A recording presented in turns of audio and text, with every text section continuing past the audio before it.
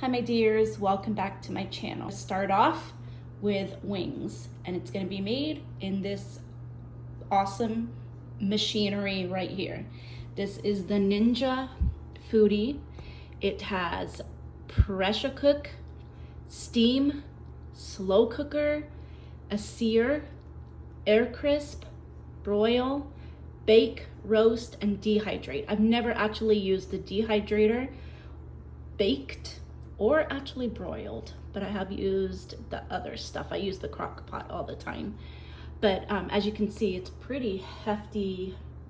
It's pretty big, and I don't have a lot of counter space, so I bought this little stand from Target so it can be over in the corner, because if I put it in a cupboard or a cabinet or whatever, it'll be out of sight, out of mind, and then my husband will be mad that I have not used it.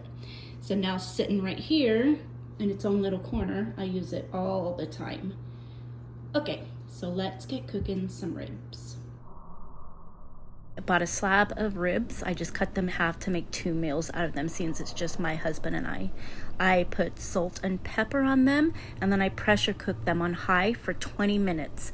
When they reached pressure, I just let them natural release. That takes about 9 minutes.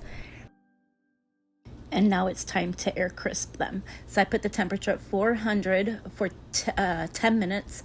I put barbecue sauce on one side and let them cook. And now I'm gonna do the other side with barbecue sauce. So I just set the time again for 11 minutes this time. Put more barbecue sauce on, but on the other side of the ribs. And I'm just gonna get as much sauce as I can out of this and then spread it around as best I can while filming and doing it with a fork. I don't know what I was quite thinking here, but you do what you gotta do. I figured it was good at the time, I guess. So let's smother it with the barbecue sauce. And then once it's all smothered, you're gonna put the lid back on and cook it for that 11 minutes. And then this is the final product. Those ribs were so good. I paired it with baked beans, and we shared a baked potato. I washed the potato, poked holes in it, rubbed it with olive oil, sprinkled it with salt, and put it in the oven 400 degrees for 1 hour and 10 minutes. And our second ingredients is spaghetti bolognese. I'm not going to go into detail about this, as I'm pretty sure most people know how to make it. We just use ground turkey instead of the regular ground beef. So I brown up the turkey, and then I'm going to add some mushrooms to it. So let's get cooking. So here I just boiled the water, browned up the turkey, and put the mushrooms in. And I use this little chopper thing. It's really good. I got it on Amazon. It's all the rave right now. I have a question for you. Do you guys just serve it with the pasta and then the meat sauce just on top of it? Or do you serve it like me? I put butter in with the noodles, and then I put the meat sauce over top and then stir it. No way's wrong, I guess. This is my husband's plate. He likes that kind of Parmesan. I paired it with a Caesar salad and garlic toast. Here's mine. I like this fancy shredded Parmesan cheese. Delicious, cheap and cheerful, as my mom used to say. So tonight's dinner is pork chops in a mushroom gravy.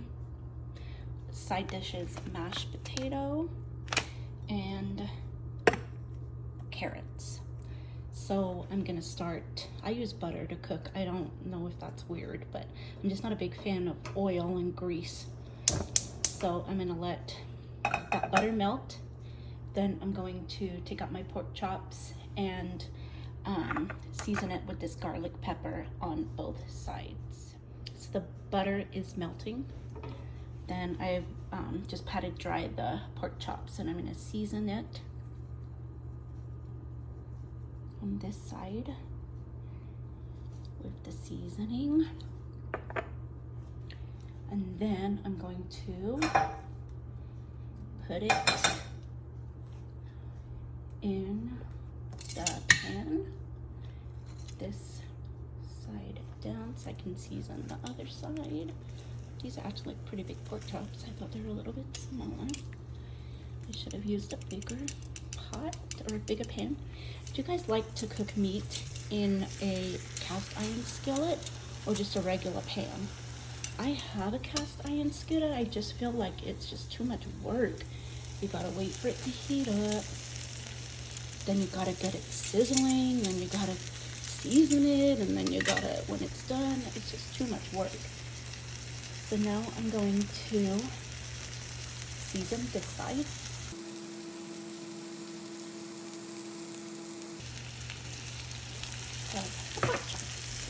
Okay, that's that. Now I'm going to boil some water for the mashed potatoes, and then just put the carrots in the pot. These I'm just gonna sear on each side, probably for 3 minutes each side.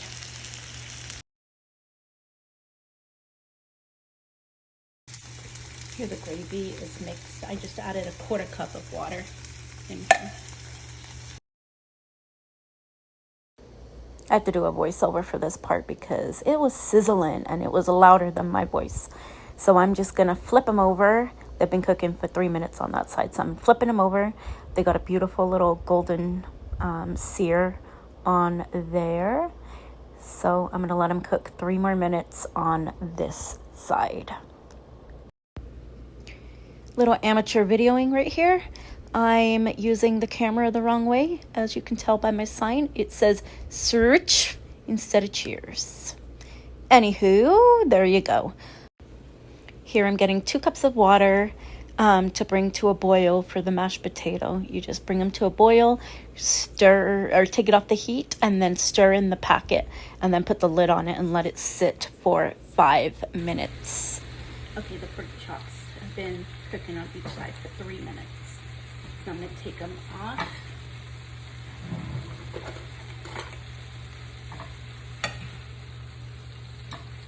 There.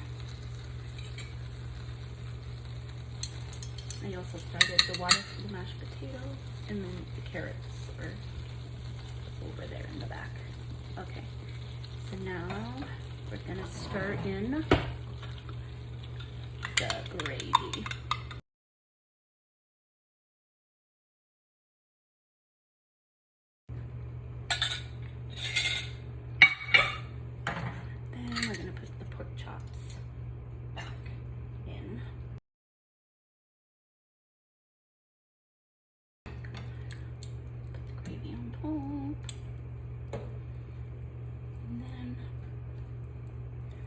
Gonna let them cook for a little bit, for maybe 10 minutes. I don't know if you could tell, but I was looking for a lid. I found one. Okay, so I switched burners. I moved the mashed potatoes up front, seeing as they're done. Here, I'm just gonna add a little bit of sour cream. They're packaged mashed potatoes, so you always gotta add something extra so they don't taste like the package. Then I'm going to add a teaspoon of, well, it's never the right way when you want it to be, of butter. And now we stir.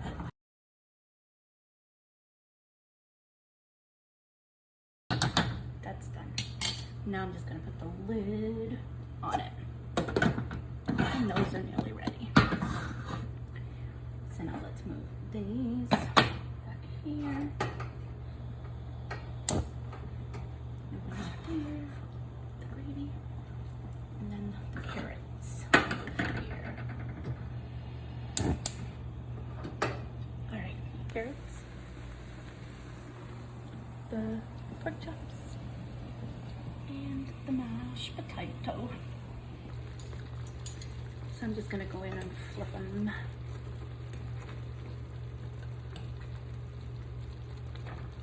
Okay, 5 more minutes and they'll be done. Okay, pork chops are done. The mashed potato is done. And the carrots are done. So now to serve this up. Okay, and this is all served up. Mine husband's. There is an extra pork chop if he wants one when he's done.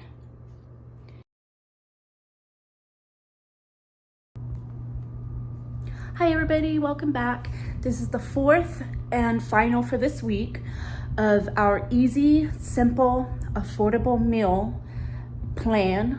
I'm gonna have these every week, 4 easy meals that we're gonna cook, and I'm gonna post on this channel. So tonight we are making some Philly cheesesteak sandwiches. I use this Great Value Philly cheesesteak, Hawaiian rolls, and then we're gonna top it with mozzarella cheese. I'm gonna season the steak with this Lowry's seasoning salt, just a little bit. I'm not sure, they say they're seasoned, but a little more salt don't hurt. So I've already sprayed this pan with the cooking spray, ready for the rolls to go, or the Hawaiian rolls to go in there. The oil is burning over here. I usually don't cook with oil, but I do in this case. So now I'm gonna put the steak, they're like little patties, I'll show you when they're in there. Little steak patties in here and cut the Hawaiian rolls. Okay, so this is what they look like. I put them in there. I've seasoned it with the Lowry's already.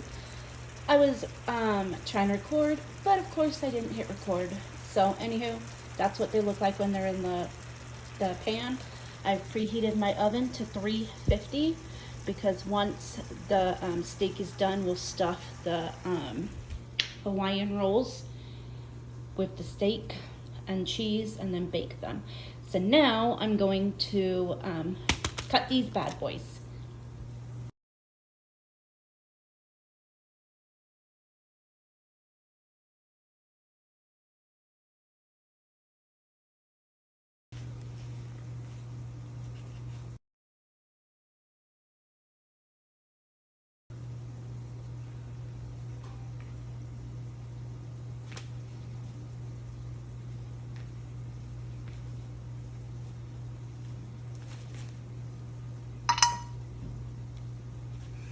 I'm only gonna make 9 because it's just me and my husband. I'll probably eat 3 and he may eat 5. So I'll just save these. Maybe he can munch on those another day.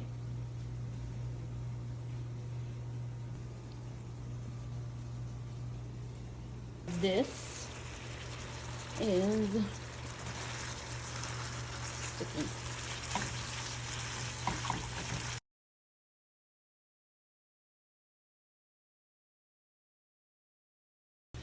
Also, I was going to say that I'm only using the meat and mozzarella cheese, but you can add onion, you can add mushrooms.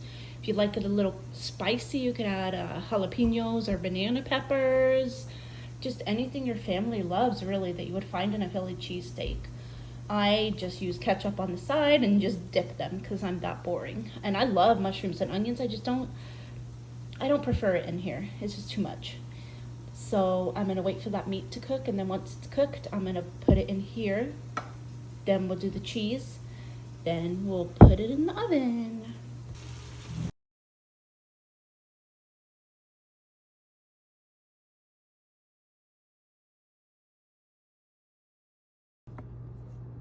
Okay, so the meat is done. Now we're going to put it in there. I'm gonna put it in there and top it with cheese.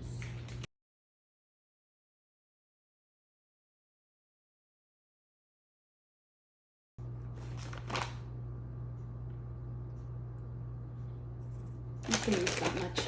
You can always add extra when it's done. And now we doing that. Voila, now it's gonna go in the oven. I'm gonna do 10 minutes and see if I wanna maybe add another 5, but it says for 10 minutes, so that's what I'm gonna do.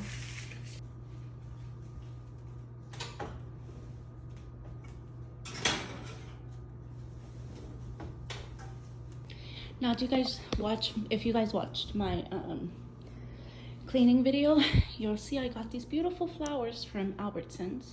They're dying already. The ones I get from Walmart, the cheap little carnations, last 2-3 weeks. But these pretty ones died, or they're dying. What is this? That sucks. So I ended up just putting the leftover Hawaiian rolls in a little Ziploc thingy. Put these to the side. Now I'm going to clean up a little bit and show you what it looks like when it's out the oven.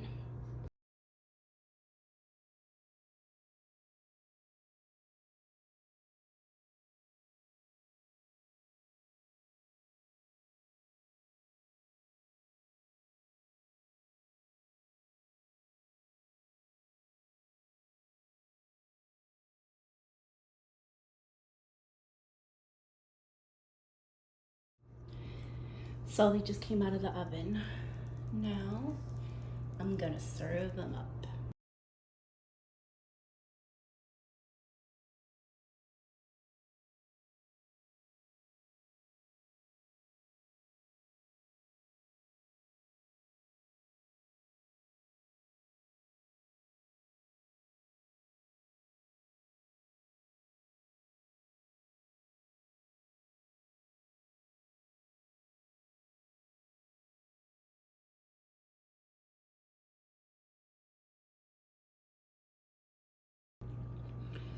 I told you on mine, I just like to dip it in ketchup. So I'm gonna mix ketchup and a little bit of mayo on my plate.